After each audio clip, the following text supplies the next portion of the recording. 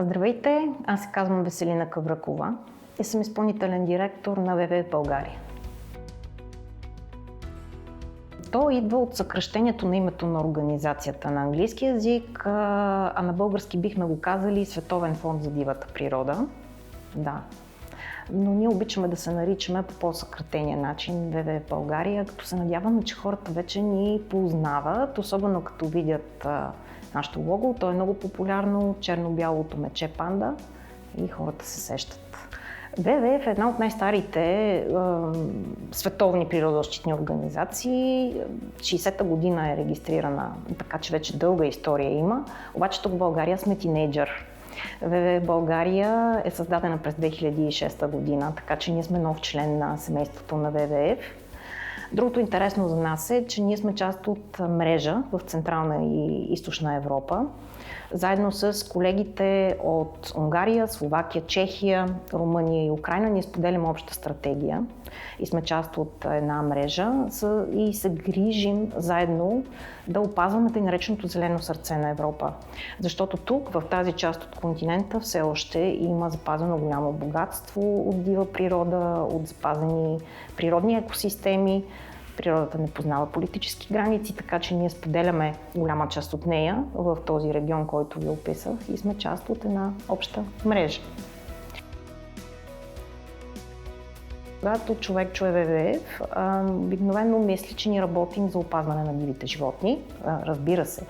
И то такива видови икони, като слонове, като тигри, като лъвове, мечки в нашата част от света. И да, това е всъщност, с което ВВФ е започнало на времето, обаче вероятно хората не знаят, че стратегията ни сега е много широка, много по-голяма. Ние работим по голям набор от въпроси за опазване и устойчиво управление на горите, за опазване и възстановяване на сладководните екосистеми и техните обитатели, дивите животни, разбира се, но и свързаните с това незаконни дейности, незаконна търговия, незаконен улов, браконьерство. Климата е друга голяма тема на работа, която имаме тук в България. И работа за активно гражданско общество, привличане овластяване на хората в областта на околната среда и по-специално на младите хора. С млади хора също много работим. Първото е достигане на хората и увличане на поддръжници, увличане на сподвижници. Защото гражданските организации, ние сме такава, са организации на гражданите, организации, които работят за обществени ползи. В случая ние работим за това да има опазена природа, опазени природни екосистеми, които предоставят много ползи за добрия живот на хората. Оттам идва водата, която пием, въздуха, който дишаме, редица природни ресурси също ползваме оттам.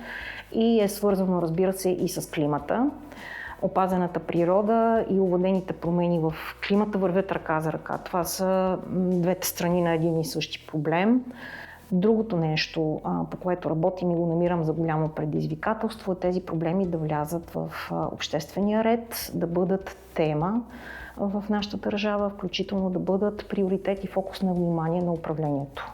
Това е едно предизвикателство голямо, да влязат по-силно, по-сериозно тези теми като национални приоритети. Всеки от нас може да играе роля и има значение всеки от нас какво прави в ежедневието си. За мен на първо място това е да бъдем информирани и активни граждани. Тоест да познаваме правата си, защото ние имаме такива. Ние можем да участваме от формирането на политики, през прилагането им, до взимане на решения за собствените ни действия в ежедневието и в това какво ние потребяваме и какво използваме. Доколко използваме опаковки, пластмасата, каква част в ежедневието ни има, събираме ли разделно, предаваме ли неща за рециклиране, движим ли се достатъчно пеша и с градски транспорт за сметка на колата, оставяме ли водата да тече докато си минем за зъбите. Това са много дребни неща, но всичките имат значение. Тоест да знаем какво можем в ежедневието си да променяме от това, което ползваме. Да си купуваме храната така, че да са сезонно произведени местни продукти, които не идват отдалече, т.е. нямат голям въглероден отпечатък. Много са примерите. Това е активното участие на всеки един от нас. От това, и то информираното участие, от това да гласуваме на избори. Много важно нещо. Да избираме съответните политици, които имат отношение към околната среда, имат хубава програма, обещават нещо. През това после да ги държим отговорни. Все пак те са нашите избраници, нашите представители, от тях трябва да търсим отчетност. Дали напредват с това, което ни обещаха преди изборите. До това да знаем ние като граждани къде може да участваме. А възможностите не са малко. Обществени обсъждания, възможности за подаване на сигнали.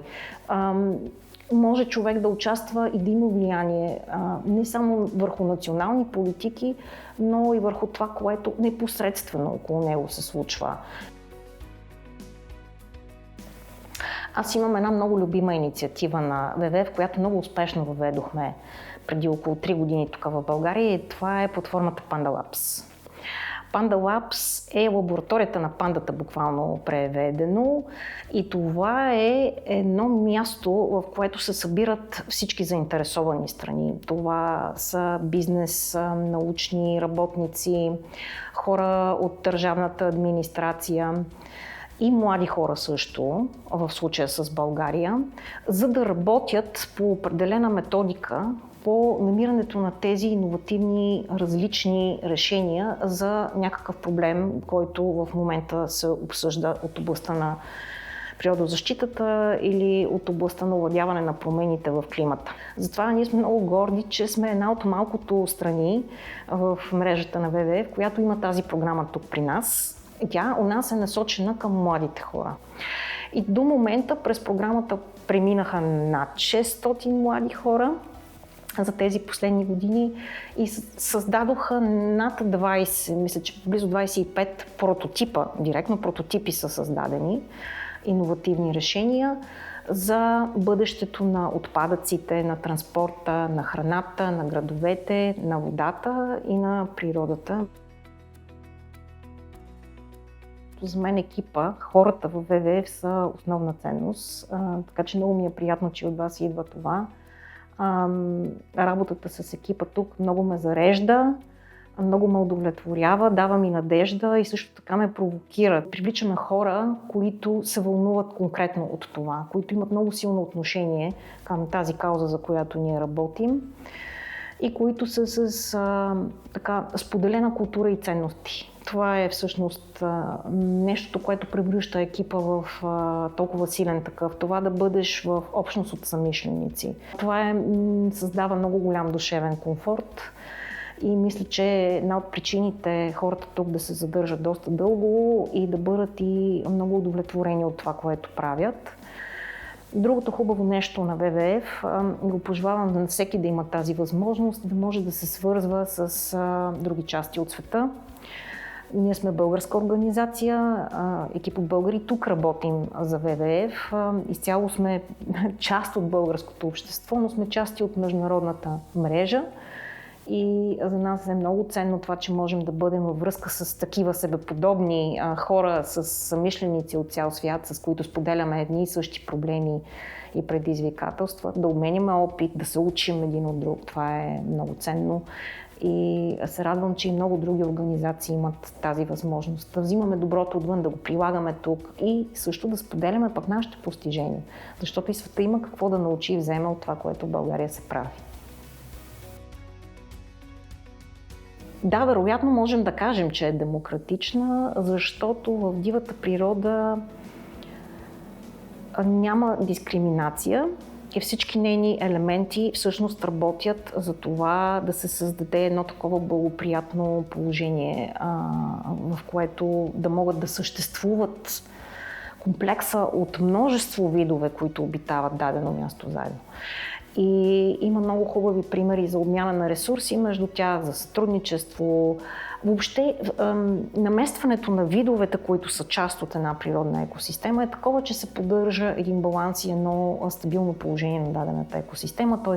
условията се поддържат и всички имат своята ниша, в която могат да съществуват. В този смисъл бих казала да. И това е един от примерите, който може да вземем от природата.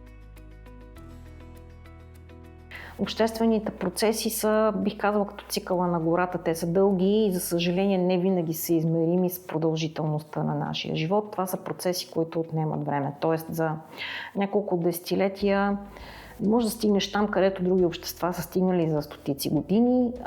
Обаче имаме пък много голямо предимство да имаме платформата на Европейския съюз, която ни позволява да сме на бърза писта за това. Така че се надявам при нас по-бързо да стане. Демокрацията е нещо, което се постига, за нея трябва да се бориш и да работиш всеки ден. Това не е нещо, което е даденост и това не е нещо, което става бързо. Тоест, то струва усилие, както на обществото, така и на всеки един от нас. И лично аз съм много мотивирана да работя за това нещо всеки ден, защото искам и аз да го имам, искам и децата ми да го имат също. Свобода, уважение, зачитане, разнообразие. Защото ние сме много разнообразни хора и точно това е хубавото, защото устойчивостта и просперитета са в разнообразието всъщност. Да приемаме всички части на обществото, в което живеем, да ги подкрепяме и уважаваме и да ги зачитаме, защото всеки от нас има права. Това е за мен мерилото за едно зряло демократично общество е да пази, и то с участието на гражданите си, природата си и културното си наследство. За мен тези неща са свързани. Като движение в България в късните 80-те години, още по време на социализма, започва с зелена тема. Това са гражданските протести в Русе. Русе тогава беше обгазяван много тежко и системно от Георгиево, където имаше завод и всъщност условията в града бяха ужасни и особено много страдаха и децата, ама реални заболявания се получаваха и съответно в един момент майките на тия деца решиха, че това повече не може да продължават. Няколко месеца по-късно се създава и първата организация гражданска, пак там, пак на тази тема. Право на чист въздух и на чиста околна среда. И оттам нататък всъщност в началото на 90-те години много силно тръгна зеленото движение. То е първото, което тръгна реално от демократичните структури.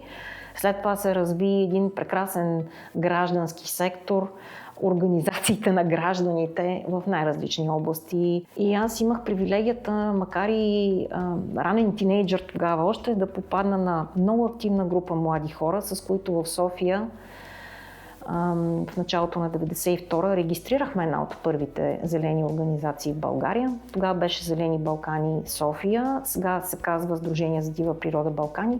Има и тази организация, продължава да съществува всичките тия години по-късно. Така че аз съм на този фронт и в това движение от самото му начало. Нали, тогава влязохме като много млади хора точно с този ентусиазъм, че ние градим новото общество, че ние работим за доброто бъдеще, че ние създаваме тези организации, които да бъдат част от новото демократично общество и да работят за опазването на природата в България с хората заедно.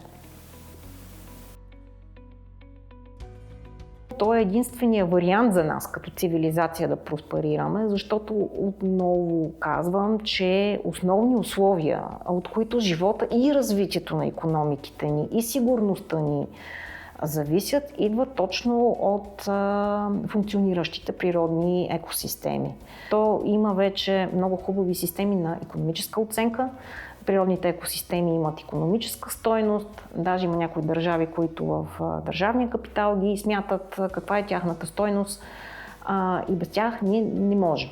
Днес и тук ще си позволя да го цитирам прекрасния сър Дейвид Атънбъро, който казва, че това, което ние решим и предприемем в следващите 10 години, той това преди време го каза, че те вървят вече, дълбоко ще бележи и определи какво ще се случи през следващите няколко стотин. Защото ако до сега природата е определяла как ние оцеляваме, сега вече ние определяме как природата оцелява. България е богата на гори. Гората е и нещото, което, извинявам се, сега ще прескоча, може би към друг въпрос, съществува в фолклора, в песните, в приказките, в преданията. Гората играе голяма роля и нейните обитатели също. Горските обитатели от типа на мечка, вълк, лисица, на тях са им придадени качества, за да можем някакви поуки да извлечем от преживяванията, които имат. Гората и дърветата винаги са играли голяма роля за българите. Включително хора са се крили там по време на въстания, по време на опозиция. Ресурс е давала, храна е давала, подслон е давала и нещо много ценно. Към 30% от територията на страната ни е гора.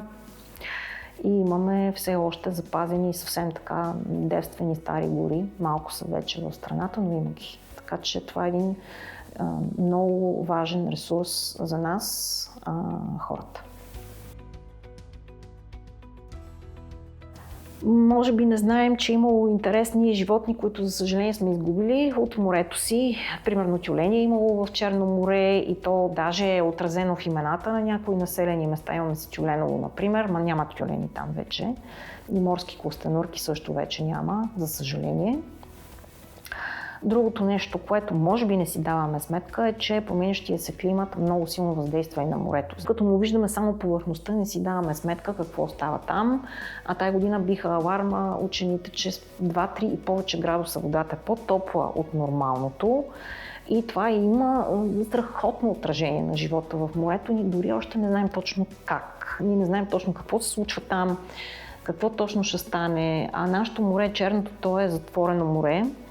И съответно е много чувствително, много му е крехка екосистемата, много лесно се поддава на стресови въздействия, защото просто е изолирано море и с притоци от така доста сладка вода влиза в него от големите реки, които се вливат. Така че не знам, за съжаление завършвам с нещо малко песимистично. Да си даваме сметка, може би това, което не виждаме, какво става под повърхността на водата в резултат на това голямо затопляне, което се случва, да си даваме сметка, че го има, този проблем и пак каквито начини виждаме да въздействаме и да правим нещо, че да спрем това затопляне, което се случва, да го правим.